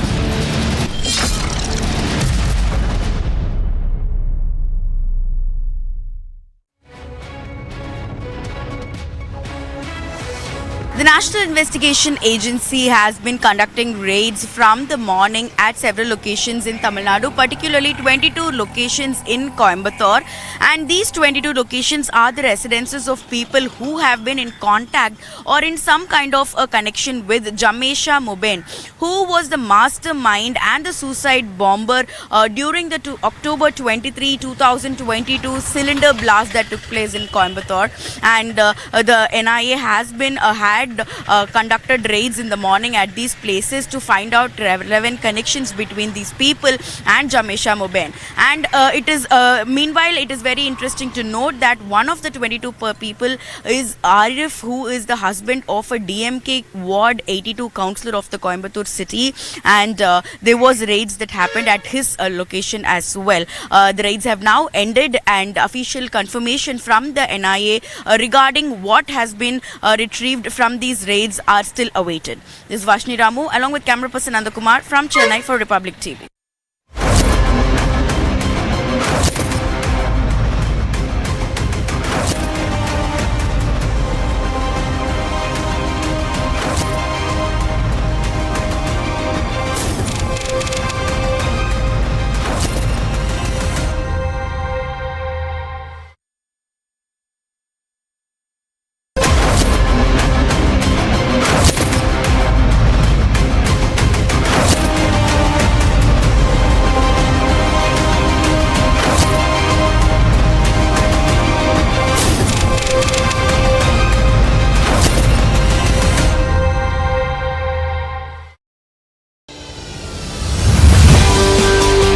It is a complete and absolute privilege to be here among you. I am very deeply honored to be standing today. But I must say that it is personally very, very special to me, given my deep and very memorable association with your father, the legendary Ram Jethmalani, for this momentous annual lecture series, which has become an unmatched platform for legal deliberation and thought, and for allowing our network to associate with.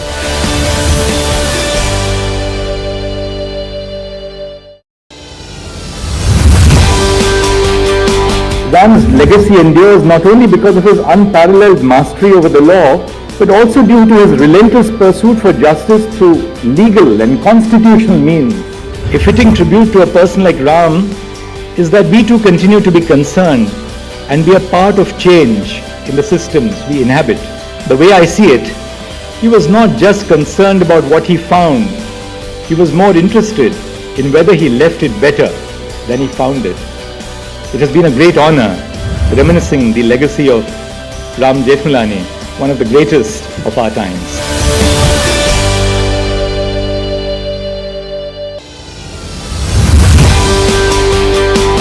In the year 2011, Mr. Jethmalani and myself shared a platform in the university.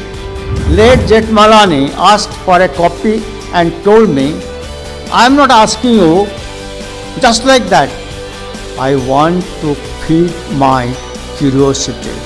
That was the great intellectual curiosity of late Jethmalani.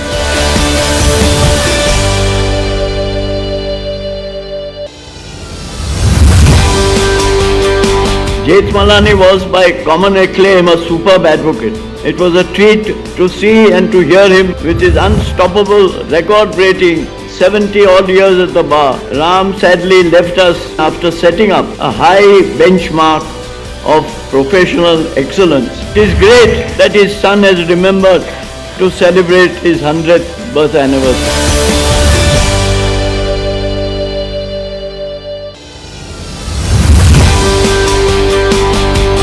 Ram, he was in Rajya Sabha member 4 times. He was Shiv Sena Rajya Sabha member, he was Janata Dal Rajya Sabha member, he was BJP Rajya Sabha member, and he was RJD Rajya Sabha member. He completely unified India. The man had immense, he had a huge heart. What we need today is not tall legal brains, not tall judges, not tall media men, but tall people. Tall men, sun crown. This is what we need. Unsurprisingly, the most important decision of the I.N.D.I.A. alliance, now they are starting off by grandly declaring that they will boycott 14 anchors, yours truly included. They think it's a great move. They think this will put pressure on journalists to stop questioning things like the declared intent of many of their leaders to eliminate Hinduism, to eliminate and annihilate Sanatan Dharma and uproot Hindu traditions from the soil of our great nation. I am the one who exposed these intellectual inadequacies. They put me in jail with murderers and rapists and underworld dons, and they tried their best to make me compromise. And I want to say to them today, as they bring out this laughable, ridiculous boycott threat, bring it on. The people of this country are with us, with me. But today the rest of the media, as this emergency mindset emerges again, the rest of the media, especially the Lutyens media, they need to develop a spine, because we know how to hit back when it comes to our endless and indefatigable battle for the truth.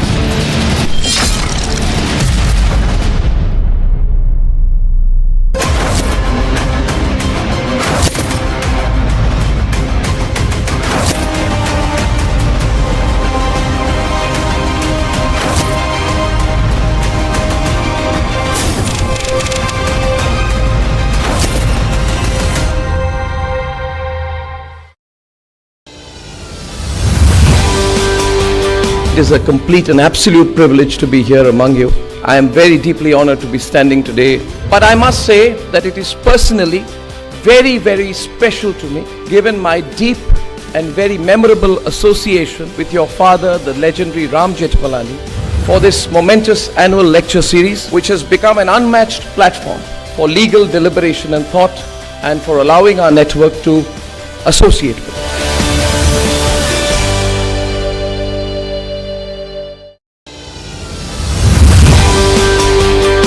Ram's legacy endures not only because of his unparalleled mastery over the law, but also due to his relentless pursuit for justice through legal and constitutional means. A fitting tribute to a person like Ram is that we too continue to be concerned and be a part of change in the systems we inhabit.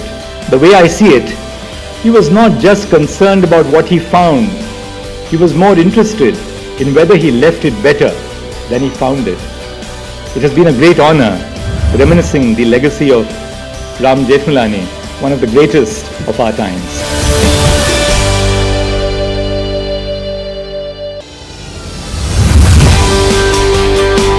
In the year 2011, Mr. Jethmalani Surprisingly, the most important decision of the I.N.D.I.A.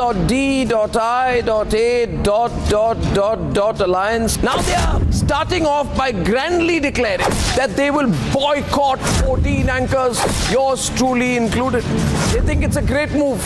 They think this will put pressure on journalists to stop questioning things like the declared intent of many of their leaders to eliminate Hinduism, to eliminate and annihilate Sanatan Dharma and uproot Hindu traditions from the soil of our great nation. I am the one who exposed his intellectual inadequacies. They put me in jail with murderers and rapists and underworld dons, and they tried their best to make me compromise. And I want to say to them today, as they bring out this laughable, ridiculous boycott threat, bring it on. The people of this country are with us, with me. But today the rest of the media, as this emergency mindset emerges again, the rest of the media, especially the Lutyens media, they need to develop a spine, because we know how to hit back when it comes to our endless and indefatigable battle for the truth.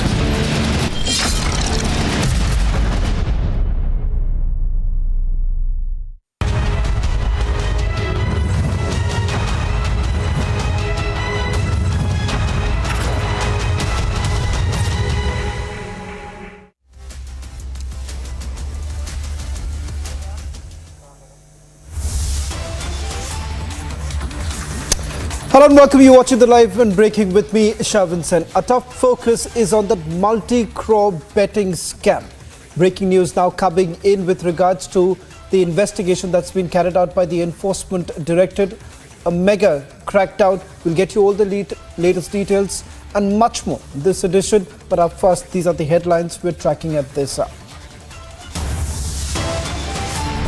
Mega crackdown on terror continues as Anantnag encounter enters day 4. Forces go all out to flush out terrorists.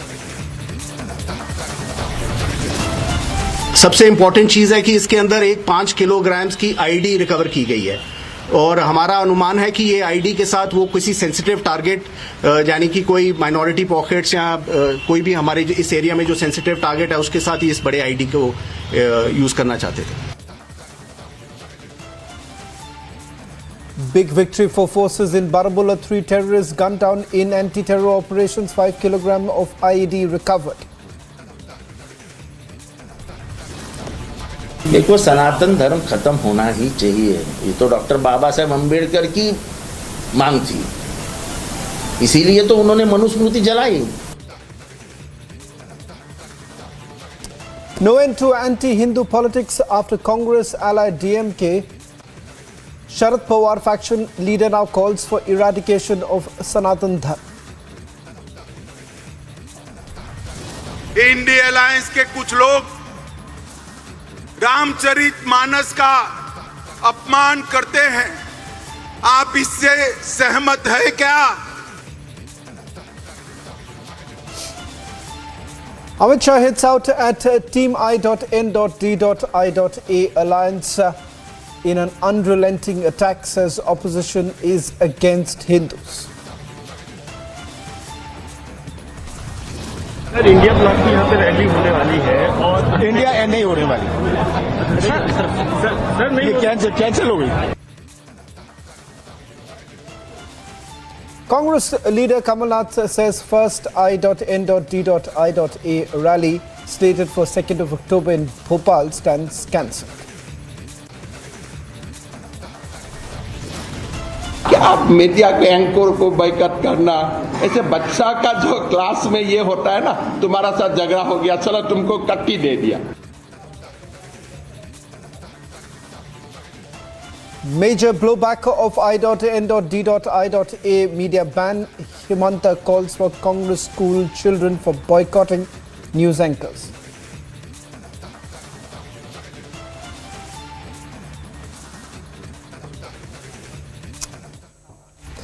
Well, started the edition with some breaking news now coming in, getting you full details of that online betting scam. The Enforcement Directorate has frozen and seized assets worth about 417 crore rupees in connection with the Mahadev online betting case. The company promoted by Saurabh Chandrachud and Ravi Uppal, which was running operations from Dubai, was allegedly using the online book betting application to enroll new users, create user IDs and launder money through a layered web of Benami bank accounts. If you're essentially wondering why exactly is this scam now coming to the forefront, that's essentially because the Enforcement Directorate is now looking at whether at all there is an underworld link. The reason being that there's a large amount of the proceeds of crime that has been diverted, and this has finally reached UAE. In fact, it turns out there has been a web of bank accounts that have essentially been used to divert this fund, and it has reached UAE, and thereafter there have been some suspicious transactions. While the Enforcement Directorate has already seized about 417 crore rupees, what's important to point out here is that the accused is a 28-year-old, and in fact he was running this gaming platform based out of Dubai. What you see this on your screens right now, these are images, videos of the wedding of the main accused. In fact, a whopping 200 crore rupees was actually spent on the wedding of the main accused. In fact, it turns out that part of the proceeds of crime was actually used during the wedding that took place in Dubai, a lavish, in fact, wedding that one witnessed, and several top Bollywood celebrities were actually ferried in private jets. They were taken to Dubai. In fact,